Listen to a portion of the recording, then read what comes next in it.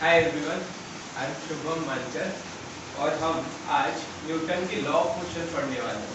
ठीक है, तो न्यूटन के टोटल कितने लॉ ऑफ मोशन होते हैं? तो न्यूटन के टोटल 3 लॉ ऑफ मोशन थे। ठीक है, न्यूटन का फर्स्ट लॉ, न्यूटन का सेकेंड लॉ, न्यूटन का थर्ड लॉ। तो न्यूटन का फर्स्ट लॉ हम लोग देखते हैं। न्यूटन का फर्स्ट लॉ बहुत ही सिंपल है। न्यूटन का फर्स्ट लॉ ये बोलता है, अगर हम लोग शुद्ध हिंदी में अगर देखें तो न्यूटन का फर्स्ट लॉ बोलता है कि बॉडी, कोई भी बॉडी हो, ठीक है, दुनिया में कोई भी बॉडी हो, ठीक है, उसका कुछ पर्टिकुलर क्या रहना चाहिए, उसका मास रहना चाहिए। ठीक है, तो जब तक उसका मास रहेगा वो बॉडी एग्जिस्ट करेगी। अगर मास ही जीरो है, किसी भी बॉडी का अगर मास जीरो है तो बॉडी एग्जिस्ट करेगी क्या? नहीं करेगी ना। ठीक है, अगर किसी बॉडी का मास क्या हो जाता है, जीरो हो जाता है, तो बॉडी एग्जिस्ट ही नहीं करती। ऐसी कोई भी बॉडी नहीं है जिसका मास जीरो है और वो एग्जिस्ट कर रही है। ठीक है, तो हम लोगों को एक बॉडी चाहिए जिसका एक कुछ ना कुछ पर्टिकुलर मास चाहिए। ठीक है, तो हमारा न्यूटन का फर्स्ट लॉ बस इतनी सी बात बोलता है कि जो भी बॉडी है वो बॉडी तब तक रेस्ट पोजीशन में रहेगी, तब तक रेस्ट पोजीशन में रहेगी, या तो फिर यूनिफॉर्म मोशन में रहेगी। अब यूनिफॉर्म मोशन क्या होता है? रेस्ट पोजीशन का मतलब क्या होता है कि एक ही जगह पे है। लेकिन यूनिफॉर्म मोशन का मीनिंग क्या होगा? यूनिफॉर्म मोशन का मीनिंग इतना सा होगा कि वो एक कांस्टेंट वेलोसिटी के साथ चल रही है। कांस्टेंट का मतलब होता है एक ही टाइप की वेलोसिटी। सपोज अगर किसी भी ऑब्जेक्ट को एक जर्नी तय करनी है, ठीक है, तो इस तरीके से एक रास्ता है, यहाँ पे एक ऑब्जेक्ट रखा हुआ है, इसको क्या करनी है? अपनी जर्नी तय करनी है। यहाँ से यहाँ तक का कुछ डिस्टेंस है, इसका मान के चलते अपन लोग 10 मीटर के आसपास। तो ये क्या करेगा? अपनी एक जर्नी लेगा इस तरीके से, और फिर क्या हो जाएगा लास्ट टाइम में जब उसकी जर्नी खत्म हो जाएगी तो ये यहाँ पे अपीयर करेगा। ठीक है, तो ये 10 मीटर का डिस्टेंस चल चुका है, मतलब डिस्टेंस हो चुका है एक जगह से दूसरी जगह पे। ठीक है, और अगर मैं बात करता हूँ यूनिफॉर्म मोशन, यूनिफॉर्म मोशन, तो इसका मतलब क्या होगा? उसकी स्पीड जो होगी वो क्या होगी? कांस्टेंट होगी। ठीक है, स्पीड का कांस्टेंट होना मतलब क्या है? स्पीड उसकी यूनिफॉर्म है। यूनिफॉर्म का मीनिंग क्या होता है? जैसे तुम लोग क्या करते हो, यूनिफॉर्म करते हो, तो यूनिफॉर्म पहनते हैं तो क्या रहता है? सारों की यूनिफॉर्म कैसी रहती है? एक जैसी रहती है ना। तो बस यूनिफॉर्म का मीनिंग होता है एक जैसे होना। ठीक है, तो मान के चलते हैं हम लोग इसकी जो वेलोसिटी है वो कितनी है? 2 मीटर पर सेकेंड की स्पीड। ठीक है, मीटर पर सेकेंड क्या होता है? वेलोसिटी का यूनिट होता है। ठीक है, तो यहां से जैसे ही स्टार्ट होगी वो चीज और यहां तक एंड होगी तो उसकी वेलोसिटी 2 मीटर पर सेकेंड ही रहेगी।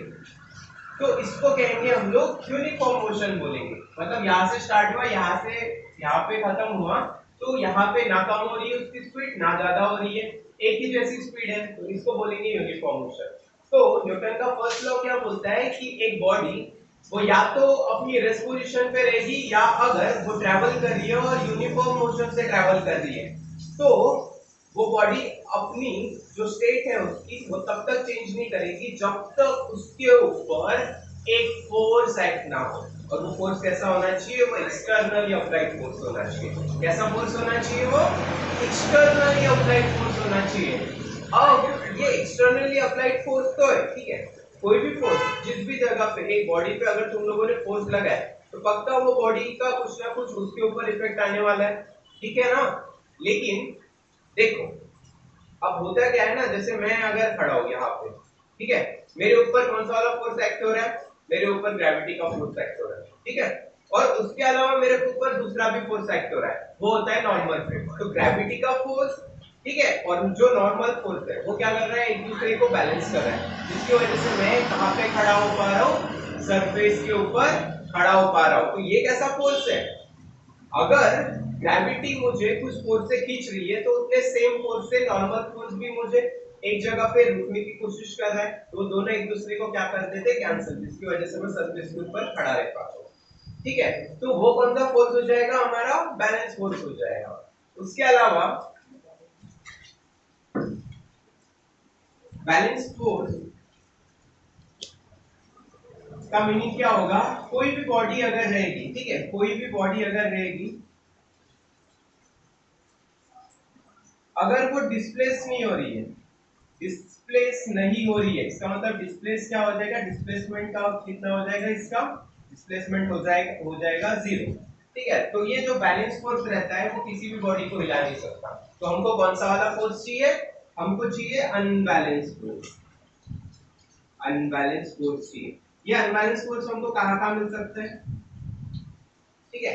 इसके लिए मैंने एक एग्जांपल सोचा है। तो अगर एग्जांपल के हिसाब से अगर टग ऑफ वॉर की बात करें, ठीक है, टग ऑफ वॉर, तो जब टग ऑफ वॉर का गेम चलते रहता है तो क्या होता है ना, मान के चलते हैं कि यहाँ पे 4 लोग हैं, 3 4, यहाँ पे भी कितने लोग हैं, 4। अब इन सब की कलेक्टिवली इनका जो फोर्स लगाना है और इनका जो फोर्स लगाना है वो क्या हो जाएगा, सेम हो जाएगा। तो मुझे बताओ अगर इसका भी फोर्स क्या है, सेम है, इसका भी फोर्स क्या है, सेम है, सपोज F1 है, इसका F2 है, तो ये F1 is equals to F2 हो गया। तो मुझे बताओ ये रस्सी हिलेगी क्या, ये रस्सी नहीं हिलने वाली है ना, इससे रस्सी नहीं हिलने वाली। लेकिन क्या कर लेते हैं हम लोग, यहाँ पे एक थोड़ा से बारीक सारीक इंसान को रख देते हैं, एक छोटा सा, और यहाँ पे क्या करते हैं, एक ताकतवर इंसान को रखते हैं। तो अब बताओ किसका फोर्स ज्यादा हो जाएगा, यहाँ पे तुम लोग जैसे कि देख पा रहे हो F2 का फोर्स क्या हो जाएगा, कम, F1 का फोर्स क्या हो जाएगा, ज्यादा।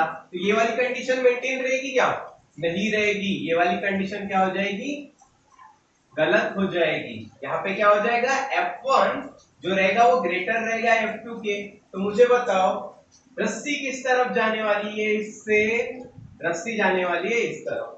तो ये कौन सा वाला फोर्स का एग्जांपल है, ये अनबैलेंस फोर्स का एग्जांपल है।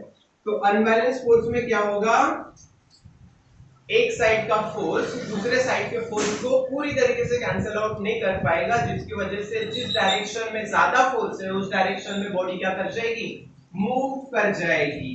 तो हम लोगों को एक्सटर्नल फोर्स लगाना है, लेकिन वो कैसा होना चाहिए, वो फोर्स होना चाहिए अनबैलेंस फोर्स। ठीक है, तो हम लोगों ने अभी क्या देखे, न्यूटन का फर्स्ट लॉ क्या बोला है, the body will remain at rest. Body क्या रहेगी, एक तो अपनी रेस्ट पोजीशन में रहेगी और इन द फॉर्म और in the state of uniform motion. ठीक है, या तो फिर कौन सी वाली स्टेट में रहेगी वो, यूनिफॉर्म मोशन। यूनिफॉर्म मोशन का मीनिंग क्या बताया मैंने, उसकी वेलोसिटी क्या होनी चाहिए, स्टार्टिंग से लेके एंड तक क्या होनी चाहिए, सेम होनी चाहिए। तो एक बॉडी या तो रेस्ट पोजीशन में रहनी चाहिए या तो यूनिफॉर्म मोशन कंटिन्यू करनी चाहिए। कब तक करेगी ऐसा, जब तक उसके ऊपर unbalance externally applied unbalance force act ना हो जाए। समझ में आ गया, तो पूरी तरीके से क्या बोलेंगे हम लोग न्यूटन के फर्स्ट लॉ को, the body will remain at rest और in the state of uniform motion unless and until the external unbalanced force acts on it। ठीक है, तो ये क्या होगा हमारा न्यूटन का फर्स्ट लॉ होगा। तो हम लोग क्या करेंगे, फर्स्ट लॉ लिखेंगे। ठीक है, फर्स्ट लॉ ऑफ मोशन। तो अभी मैंने क्या बताया तुम लोगों को, न्यूटन का first law,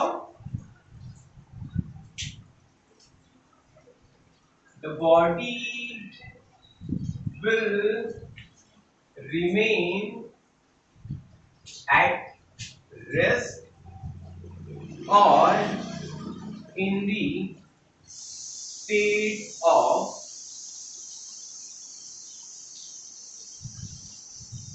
state of uniform motion unless and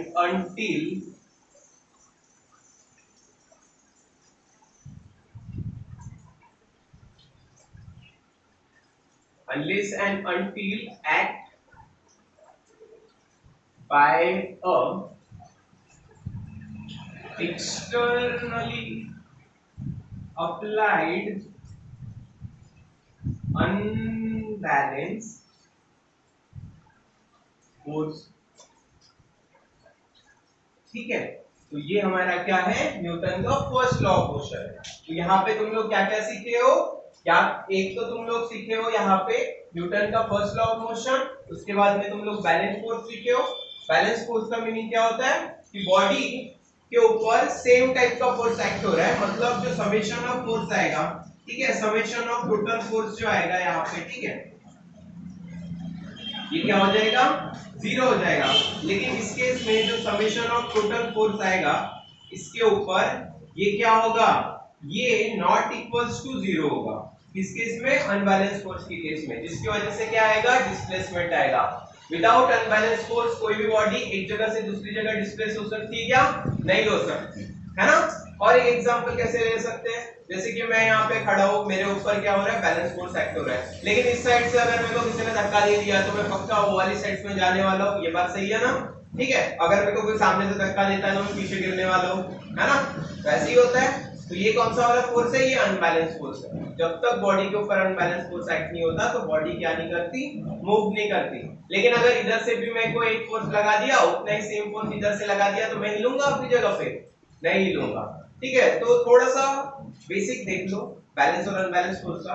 देखो बैलेंस फोर्स एक तो एक जगह को दूसरी जगह पे हिला नहीं सकती, एक चीज को दूसरी जगह पे हिला नहीं सकती, लेकिन दूसरी चीज क्या कर सकती है, अगर मैं इस साइड से भी सेम अमाउंट ऑफ फोर्स लगाऊं, इस साइड से भी सेम अमाउंट ऑफ फोर्स लगाऊं, सपोज मेरे पास में एक बलून है, बलून से क्या करता हूं मैं, दोनों साइड से एक दूसरे को फोर्स लगाता हूं, ऐसा बलून है ना, ठीक है, तो दोनों साइड से सेम ही फोर्स लगाता हूं, इधर से भी 10 न्यूटन, इधर से भी 10 न्यूटन, क्या हो जाएगा, बलून का शेप क्या बिगड़ जाता है कि नहीं, बलून का शेप बिगड़ता है ना, तो बलून का शेप बिगड़ जाएगा इससे, मतलब बैलेंस फोर्स से शेप एंड साइज जरूर बिगड़ सकता है, लेकिन वो जो बॉडी है वो एक जगह से दूसरी जगह जा सकती है क्या, नहीं जा सकती। तो बैलेंस फोर्स क्या कर सकता है, वो हिला तो नहीं सकता, लेकिन उसका किसी भी चीज का शेप एंड साइज बिगाड़ के जरूर रख सकता है। उसी तरीके से अनबैलेंस फोर्स भी शेप एंड साइज भी बिगाड़ सकता है, वो या तो चाहे तो एक बॉडी को एक जगह से दूसरी जगह भी लेकर जा सकता है, ठीक है। तो न्यूटन का फर्स्ट लॉ ऑफ मोशन क्या बोलता है, ये चीज बोलता है, ठीक है। अब देखते हैं, इतने में कंप्लीट हो जाता है न्यूटन का फर्स्ट लॉ, ठीक है। अब ये न्यूटन का फर्स्ट लॉ ऑफ मोशन है, इसका कुछ सिग्निफिकेंस है। न्यूटन के फर्स्ट लॉ ऑफ मोशन को हम लोग लॉ ऑफ इनर्शिया भी कहते हैं। अब ये नई टर्म आ गई, लॉ क्या, लॉ का मीनिंग क्या होता है, लॉ का मीनिंग होता है सिंपल सा नियम, ठीक है। लेकिन यहाँ पे एक टर्म होती है इनर्शिया, ये इनर्शिया तो हम लोगों ने सुनी नहीं है इसके पहले, तो ये इनर्शिया होता है क्या, देखो कोई भी बॉडी रहती है ना, तो कोई भी बॉडी क्या चाहती है, स्टेबिलिटी चाहती है, ठीक है।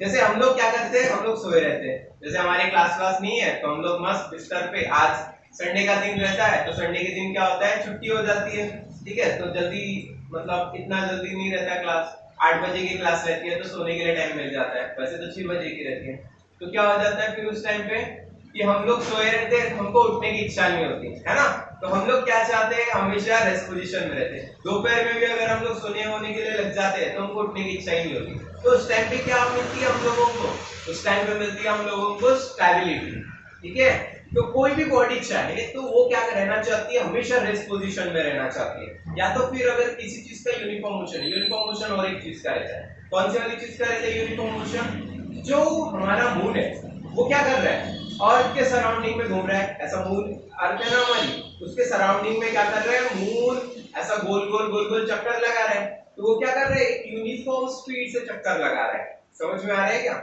अर्थ के जो चक्कर लगा रहे हैं वो एक यूनिफॉर्म स्पीड से लगा रहे हैं। उसी तरीके से हमारी अर्थ भी सन के अराउंड चक्कर लगा रही है, समझ में आ रहा है, तो वो भी किस स्पीड से लगाती है, यूनिफॉर्म मोशन से लगाती है, ठीक है। तो ये एक यूनिफॉर्म मोशन का एग्जांपल है जहां पे स्पीड क्या होती है, कांस्टेंट होती है। तो अर्थ भी अपने इनर्शिया में है क्योंकि वो यूनिफॉर्म मोशन पकड़ के रखी है, और अगर कोई चीज जैसे कि कोई भी चीज हो, ठीक है, सपोज ये अभी रेस्ट पोजीशन में हिल रही है क्या, एक जगह से दूसरी जगह पे ये बॉटल नहीं हिल रही है ना, तो ये अपनी रेस्ट पोजीशन में, तो ये क्या करती है, अपनी रेस्ट पोजीशन को होल्ड करके रखना चाहती है, होल्ड करके रखना मतलब पकड़ के रखना, ये हिलना नहीं चाहती अपनी जगह से। सभी चीज की इस दुनिया में जो भी चीज है वो क्या करती है, सारे के सारों में तुरतुरी आत्मा तो होती नहीं है ना, इधर उधर भागते रहे, तो क्या करती है, वो रेस्ट पोजीशन में पकड़ के रखना चाहती है, अपने आप को होल्ड करके रखना चाहती है, ठीक है। तो ये उनकी क्या है, एबिलिटी, एबिलिटी बोल सकते हो, या उनका वो एक स्टेट है कि वहां पे जहां पे उनको स्टेबिलिटी मिल जाती है, ठीक है, तो रेस्ट पोजीशन में रहना चाहते हैं। तो हम लोग न्यूटन के फर्स्ट लॉ ऑफ मोशन को लॉ ऑफ इनर्शिया भी कहते हैं, ठीक है। इनर्शिया क्या होता है, इनर्शिया होता है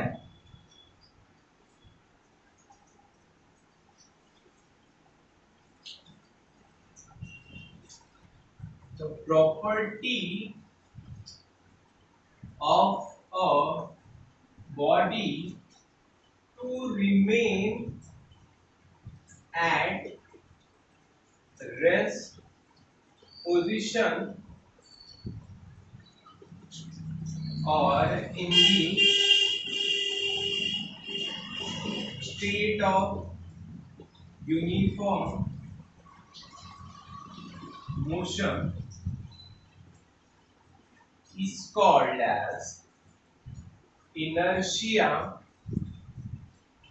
of a body। सिंपल सा देख लो यहाँ पे कि यहाँ पे क्या लिखा हूं मैंने कि प्रॉपर्टी ऑफ अ बॉडी, उस बॉडी की प्रॉपर्टी जो कहां पे रहना चाहती है, अपनी रेस्ट पोजीशन में रहना चाहती है या तो फिर यूनिफॉर्म मोशन की स्टेट में रहना चाहती है, उसी को क्या कहेंगे हम लोग, उस बॉडी का इनर्शिया कहेंगे।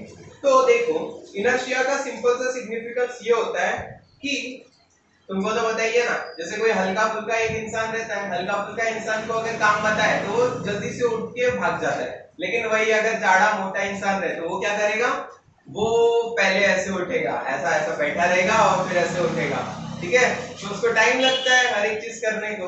तो जो बड़ा इंसान रहता है उसको टाइम लगता है, जो हल्का फुल्का इंसान रहता है वो कैसा जल्दी से उठ के कहाँ पे भाग जाता है ना, कोई भी काम बताया उसको तो, ठीक है।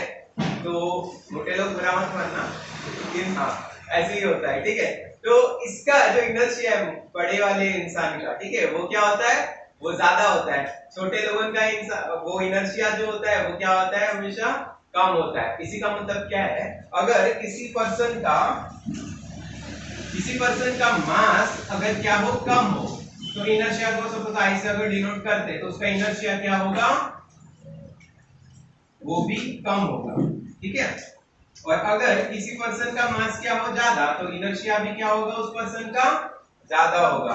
तो यहां से तुम लोग एक चीज समझ सकते हो कि जो इनर्शिया होता है वो डायरेक्टली किसको प्रोपोर्शनल होता है, मास ऑफ अ बॉडी को प्रोपोर्शनल होता है, ठीक है। तो इनर्शिया हमेशा मास ऑफ बॉडी को क्या रहेगा, प्रोपोर्शनल। जिस बॉडी का मास ज्यादा रहेगा उसका इनर्शिया उतना ज्यादा रहेगा, जिस बॉडी का मास कम रहेगा उसका इनर्शिया भी क्या रहेगा, कम रहेगा। तो अगर बड़ा सा पत्थर अगर लोगे तो उसको हिलाना क्या है, थोड़ा सा मुश्किल है, अगर छोटा सा पत्थर है तो उसको हिलाना क्या रहता है, आसान रहता है। तो बड़े से पत्थर को क्यों नहीं हिला पा रहे हो, क्योंकि वो क्या चाहता है, अपनी स्टेबिलिटी खोना नहीं चाहता, उसका इनर्शिया क्या है, बहुत ज्यादा है, क्योंकि उसका मास क्या है, बहुत ज्यादा है, तो उसको हिलाना भी क्या है, मुश्किल है। समझ में आ रहा है। तो इसको हम लोग क्या करते हैं, लॉ ऑफ इनर्शिया भी कहते हैं, क्योंकि इनर्शिया क्या कहता है कि बॉडी हमेशा रेस्ट पोजीशन में रहना चाहती है या यूनिफॉर्म मोशन की स्टेट में रहना चाहती है जब तक उसके ऊपर कोई एक्सटर्नल फोर्स एक्ट नहीं हो जाता, इसीलिए इसको लॉ ऑफ इनर्शिया भी कहा गया है, ठीक है। तो समझ में आ रहा है अभी। तो ये हो जाएगा हमारा Newton's first law of motion, ठीक है।